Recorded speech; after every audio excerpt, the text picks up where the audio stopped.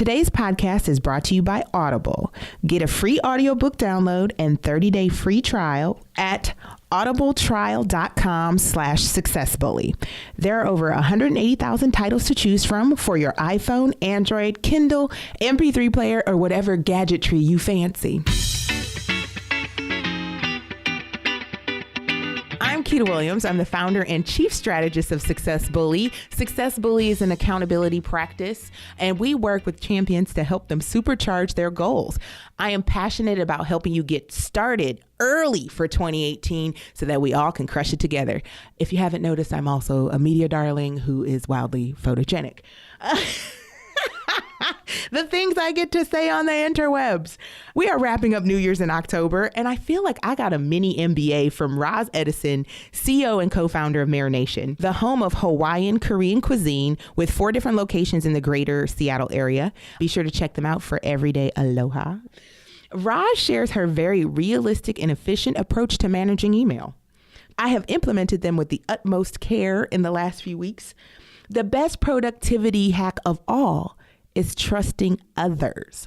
What? She also shared with us the ability to not define yourself by what happens in your business. We get real and we get real actionable.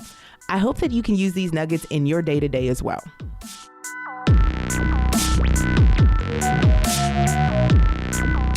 I think that letting emails accumulate is one of the biggest quiet weights that we bear as entrepreneurs and business people. You know, it is the easiest way to sort of punt something to someone else is they punt it to you. They just send you a note and they think that by doing so, the responsibility has shifted. And as business owners, we have a responsibility to actually decide pretty quickly whether that responsibility lies in our camp, in which case we have to take care of it, or whether it really truly lies back in someone else's camp or in a third party. And if we can't move that action around out of our inboxes into action, then it's just going to accumulate and we're going to suffocate under literally just the burden of the data that is in our inbox and the messaging and the messages and the demands. So with as many employees and as many venues as we have and things in the fire, I think staying on top of that is really important. So now you got me all fascinated with email. So when you get up in the morning, how do you tackle email? I just assumed that you got up and tackled email. I tackle email while I'm still horizontal, Keita.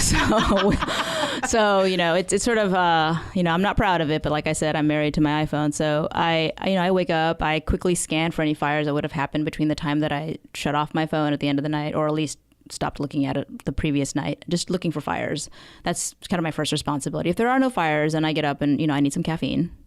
Right. And as soon as I can, basically the goal is to respond to every email or to decide that it's a task or to trash it. I mean, I am an advocate of whatever that former mantra, or there's some formula. There's some guy out there who's famous and has made a living out of telling us how to manage our inboxes. And the gist of what he says, I appreciate that. I think it's really convenient to be able to take an email and turn it into a task with one click, and then archive that crap out of my inbox and never see it until I actually tackle the task. When I'm ready to tackle the task, I go find the email. But I don't want to look at that email for the next 10 days until I'm ready to tackle that task. And that's the problem when you just leave it there. It just makes you, every day it's a reminder of your failure, when really what you need to do is just move on. We're doing a whole episode on email now. Email management is like, it's as useful as spreadsheet skills. Like, it's just one of those things. But it's a 2018 goal thing. Hey, I like it. So when you transition it to a task, how do you prioritize those tasks? Probably don't prioritize them as well as I could, or possibly quote unquote should. However, I do look for things that have hard deadlines. And I also look at things that will then relate or create other tasks for other people. So if it's just a task on me, like I need to do feedback on something or I need to do something, then that's a little easier for me to manage. But I try to be thoughtful about the fact that, hey, if I don't do this, then this holds up the entire train for everybody else. Then it's a priority. Got it. I'm going to tackle the shit out of my email after this. What's the biggest lesson you've learned in leadership? The things people say and write and do are sometimes going to hurt your feelings, but they're not personal and they're not a reflection of your own self-worth. Oh, damn, Roz. Between email and like, you're blowing my mind here. Keita, I have 150 employees. Inevitably, a bunch of them are going to no call, no show in the classic restaurant phase. You know, no offense to people listening in the restaurants, but we all know what it is. And when that happens in the beginning, we really took it personally. Like, they didn't show up because they didn't like me. They didn't like our business. They didn't like where they work.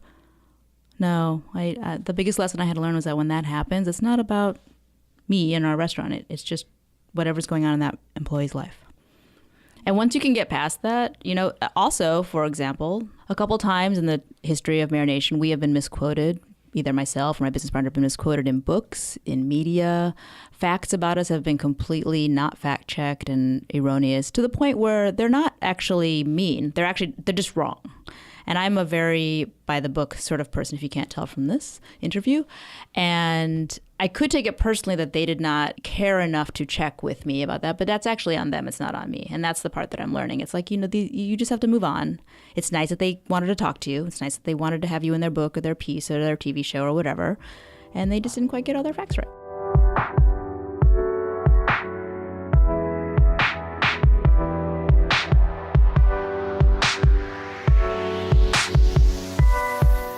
I consistently ask guests what they're reading personally and professionally. Leaders are readers. But realistically, we don't always have time to pick up a book or 2 or 3. So please enjoy an audiobook on me, your favorite success bully. Audible is offering a free audiobook download with a free 30-day trial to give you the opportunity to check out their service. And since it's New Year's in October and I'm focusing my work around building new habits to start 2018 strong, I would like to recommend The Power of Habit by Charles Duhigg. Feel free to download this pick or another audiobook by visiting audibletrial.com/successbully. Again, that's audibletrial.com/successbully for your free audiobook.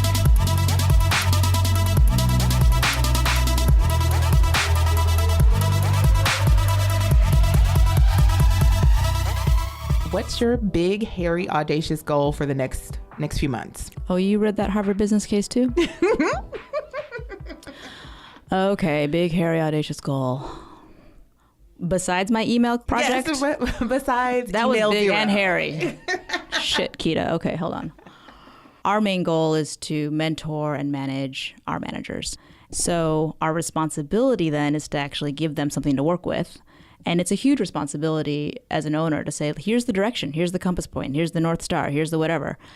And figuring out how to give them something that both challenges them but also pushes our company forward is really hard.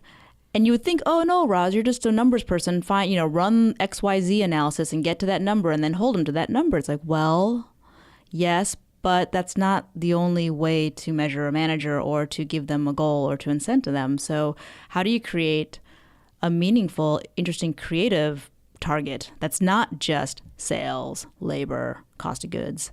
That's a pretty big, hairy, audacious goal for me right now. Okay. What is your process when you're thinking of how to package this up creatively? How are you looking at it from a 360? It involves a conversation with myself and Kamala, my business partner. So I come at things very much from a spreadsheet operations perspective. So I'm going to throw out goals that are operationally related, efficiencies, anything that's got a number attached to it. I'm probably going to toss over to Kamal and say, what about this? And she's very much a people person. And she will say, yes, but that's not really going to inspire them, or yes, but how does that? And she's also, we are healthy cynics in that capacity, so we can push back on the other person. So we definitely do that. And we also have a financial advisor who we speak to and say, look, we would like to measure this. This seems humane. This seems right.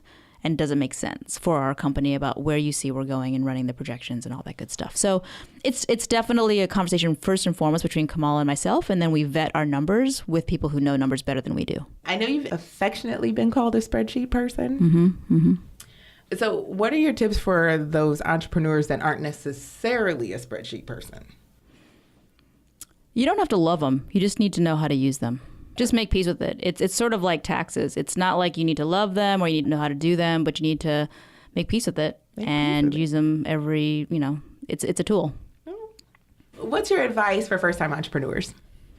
I will always say that they need to run numbers and they need to run conservative numbers. And if first-time entrepreneurs can, the napkin numbers actually still are in the black, then I have some potential. Then you can start to dive into all the details of everything. But I am very much a person of what's the widget?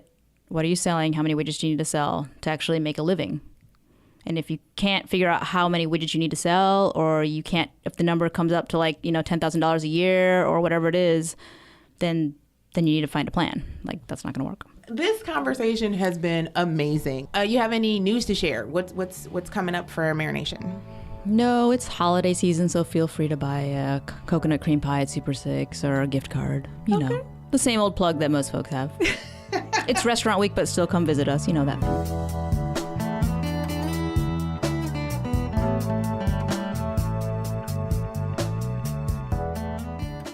Thank you again for joining me, and special thanks to Roz Edison of Marination for the mini business boot camp. I hope you've been inspired to try a few of these productivity hacks for wrangling your email as well as building your business. It's part of the human condition to occasionally have your feelings hurt as you build and grow towards your dream. We have to keep that in check and make it a point to get all the way over it. Now that you have your booty in gear and you've wrapped your head around crushing your goals for 2018, here's another personal challenge. And here's where I get all in your mix. Well, what's your why? Why is this goal important to you? I want you to think long and hard about that. Your why is your rocket fuel. When it gets tough, and it will get tough, your why is your anchor. I can tell you my why in a very simple way. I want to demystify success and democratize strategic encouragement. With a friendly butt kicking, I can help transform the lives of many. It's bigger than me. This gives me a sense of purpose, and more importantly, I get to do it my way.